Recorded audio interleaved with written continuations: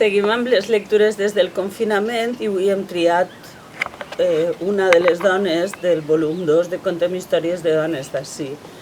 Es tracta d'Esperança Ramos i Lis i com que sembla que està de moda parlar del Borbó, recordarem què va passar amb les dones mauletes. Diu així: Esperança Ramos i Lis, València 1630, Dénia 1707. La mare mauleta. Això era i no era una mare que lluitava amb el fill i lluitava pel seu fill, Joan Baptista Basset i Ramos, líder maulet. Moltes dones van participar en la guerra de successió, anaren a la presó, feren d'enllaç i de correu, curaren ferides. Disfressades d'home amb la daga a la boca i l'arma a les mans, defensaren les ciutats, subministraren aliments, treballaren el camp sense homes i el taller sense artesans, i lluitaren pel que pensaven que era just. En Xàtiva, Vila-real o Dénia, com sabem que passa en Barcelona, furioses lleones pujaven per la muntanya cridant «A morir per nostre rei» i d'altres «A dar ànima als germans».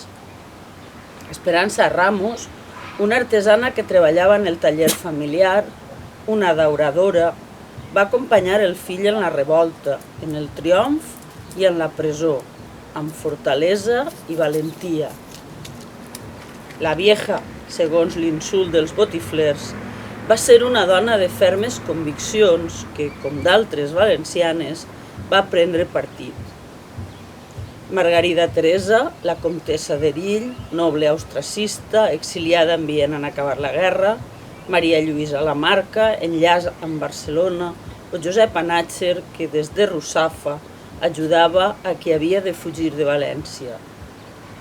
Com passa massa vegades amb qui defensa amb generositat els seus ideals, el líder maulet, esperança de valencianes i valencians d'aconseguir una vida millor i més justa, va ser empresonat i cruelment encadenat, finalment traït pels interessos dels més poderosos. El poble que havia lluitat amb ell i per ell va tornar a ser vençut. El 19 d'abril de 1709, Alacant es va rendir. Aquell dia dissortat s'acabà la guerra de successió en territori valencià. Abans, València i més de 100.000 persones festejaren l'arxiduc Carles, encara tenien esperances.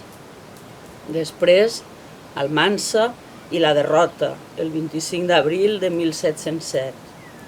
Finalment, Barcelona, que Basset va defensar junt als miquelets durant el setge del 1714.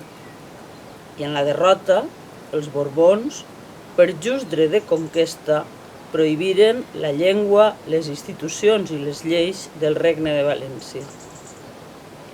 Feia temps que Esperança havia deixat de sentir el caragol del fill, aquell objecte heretat dels vaixells de pesca per avisar en la boira i que es va usar entre maulets per a reconèixer-se. En Dénia, ciutat ben compromesa amb la causa austracista, va morir la mare mauleta. La soterraren amb honors en el convent de les Agustines, senyal que l'estimaven i respectaven també en la derrota. El vent portava la veu de Paula Vinyas, que li deia al marit abans de la batalla: «Aneu a lluitar per la llibertat, que si aquesta es perd, no importa morir». I això va fer la mare mauleta.